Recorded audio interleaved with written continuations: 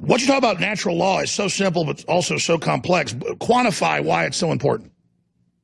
Well, I mean, the first thing is I'd like to clear up what natural law is not, because a lot of people have a mental definition that's quite different than what it really is. Natural law is definitely not and has absolutely nothing to do with Darwinism.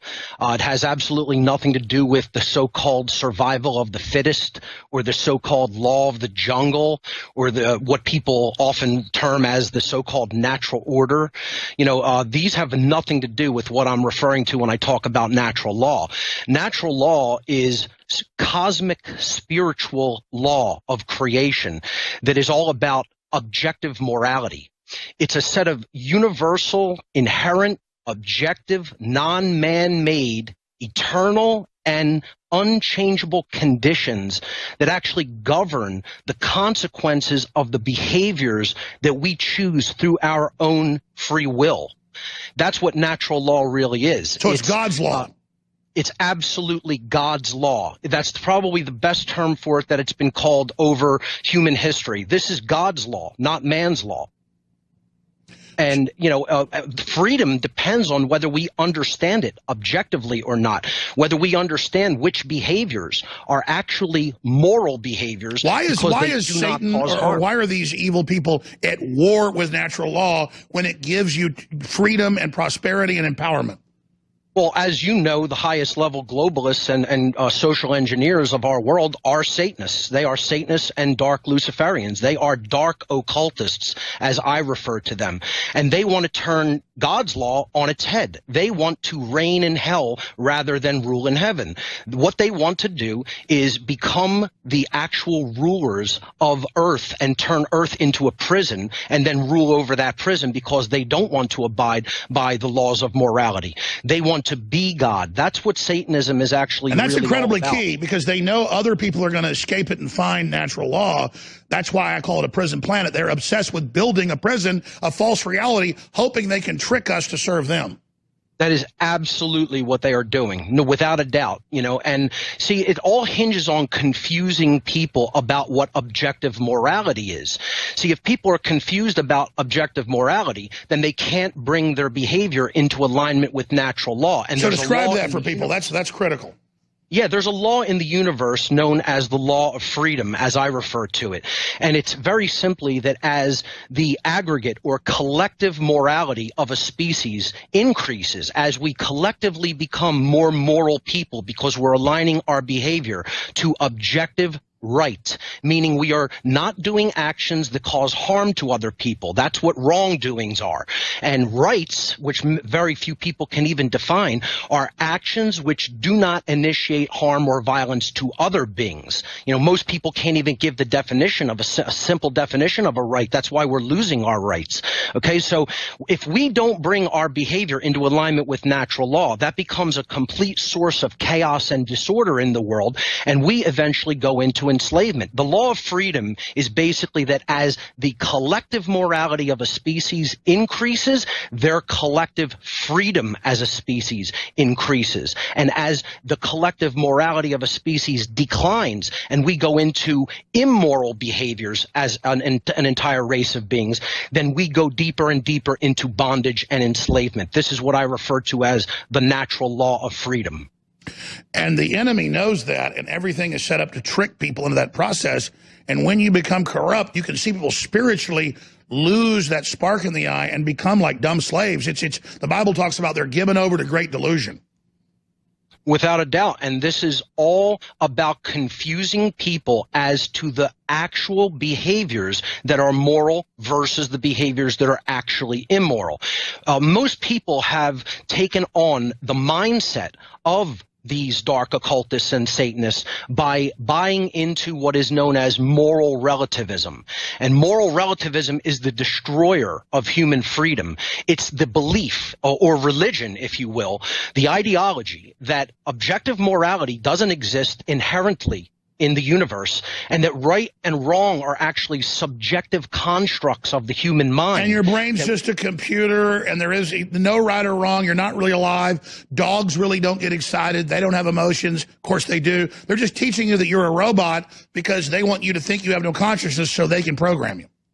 Exactly. They want to give us their mindset. Their mindset is this totally degraded, immoral mindset, and they want to spread that mindset through society, because only when people buy into a lesser version of these high-level Satanist mindset can they actually be controlled by them. And I've also noticed when I've had the top Democrats sue me and things, they really believe that we're evil like them and running scams. And I've also noticed that that's how twisted they are. They really believe that all there is evil. It's bizarre.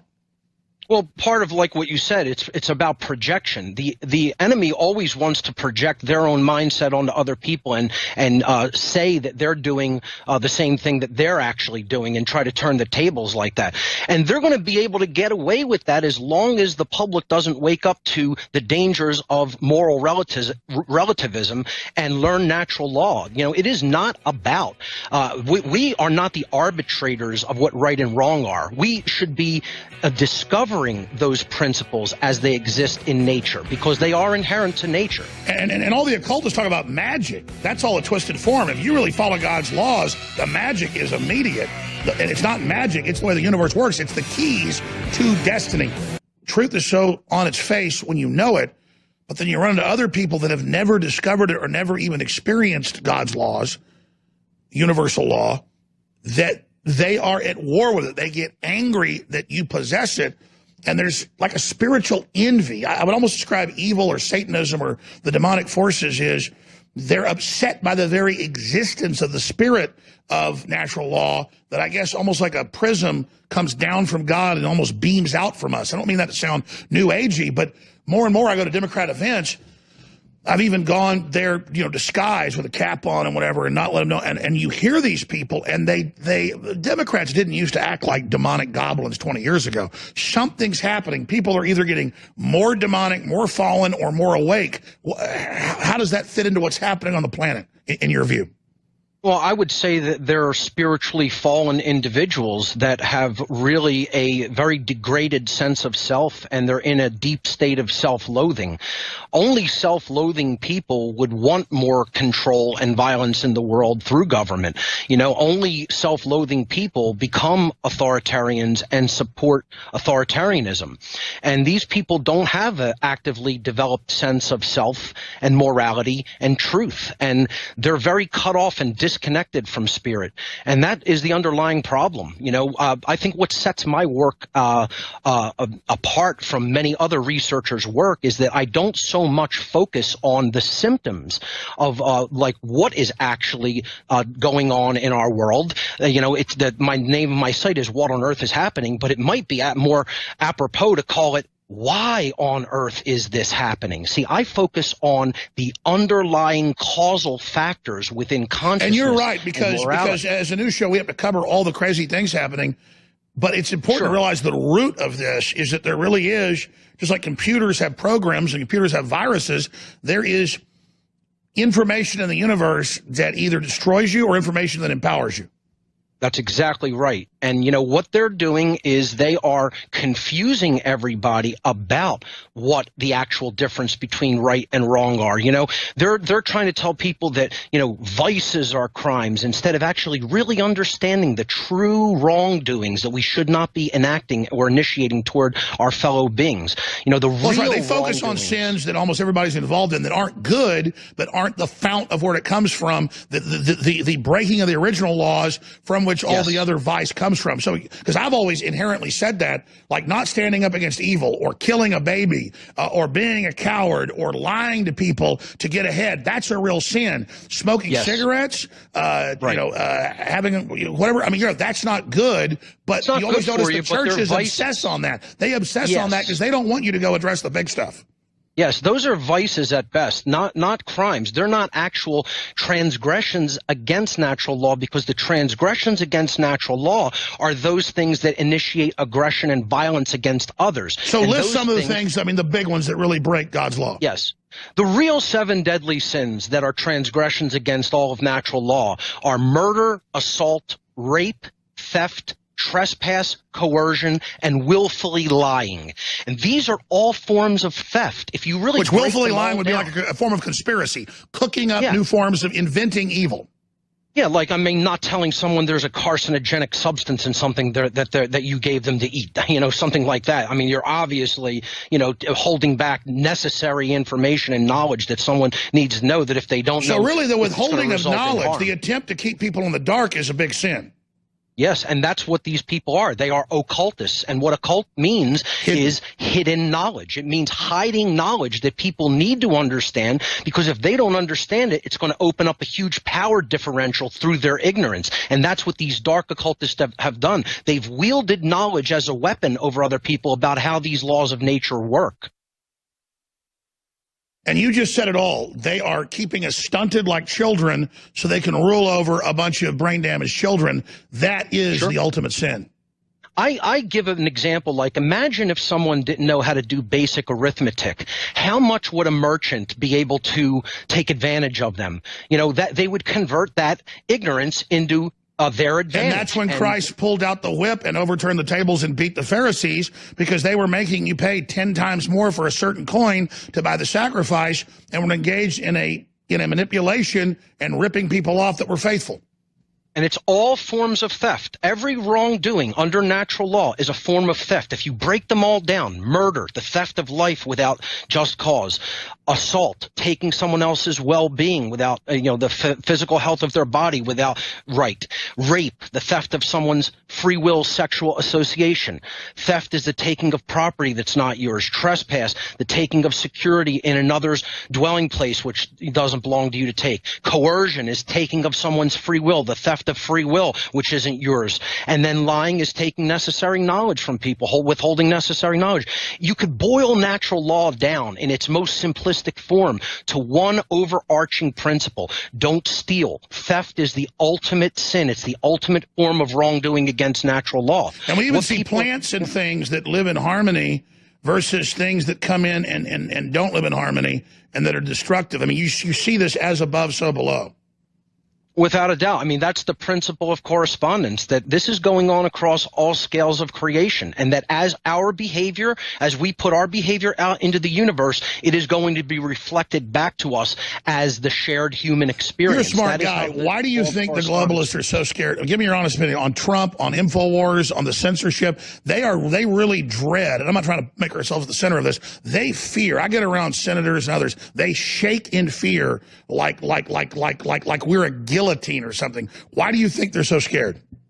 They fear any exposure of their criminal activity and of their complete deception. And anything that brings people closer into harmony with understanding truth, they want to shut down, because the works of evil are always done in darkness.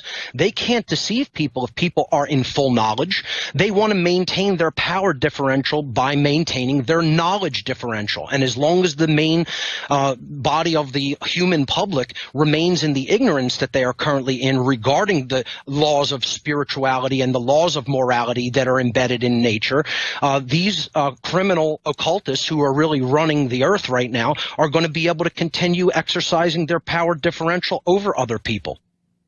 That's why they don't want it exposed, and that's why they're going to do anything. Do you agree with me that they're super scared right now, though? They seem really scared. I think that they are worried about the possibility of this type of knowledge breaking out and becoming more mainstream. I don't know if I would go so far as to say that they're shaking in their boots, because they still have a lot of systems in place that are controlling this. Oh, no, I agree. Their systems are in place, but their big master plan, the more they try to birth it, the more there's rumblings and earthquakes, the more they have problems, but they still steam ahead. there's two unifying, overarching principles that one must understand if we're going to understand the totality of natural law. And that is, first, the non-aggression principle. The non-aggression principle just simply states that it is always immoral. It's always is morally wrong to initiate violence and aggression against other sentient beings. But we have to combine that non-aggression principle with the masculine aspect, which is the self-defense principle. And this means that we have the inherent right to defend our rights, to defend ourselves and our property against people who are coming at us with violence and aggression. So self-defense is an inherent human right. And what they've done is they have socially engineered the vast majority of people, especially people in urban environments, to not understand, especially the self-defense principle. You know, we generally, as people, want to live in an environment that's not aggressive and violent, okay? But we think there's exceptions to that rule of the non-aggression principle for people in government, and that's a big morally relativistic problem. But the people in urban environments in particular, really, most of them do not understand the self-defense principle, which is we always maintain the right, the inherent human right, to defend ourselves with weaponry against people who are initiating violence against us. And that's why the ownership of arms is absolutely so important and can never be given up if we're going to maintain our freedom.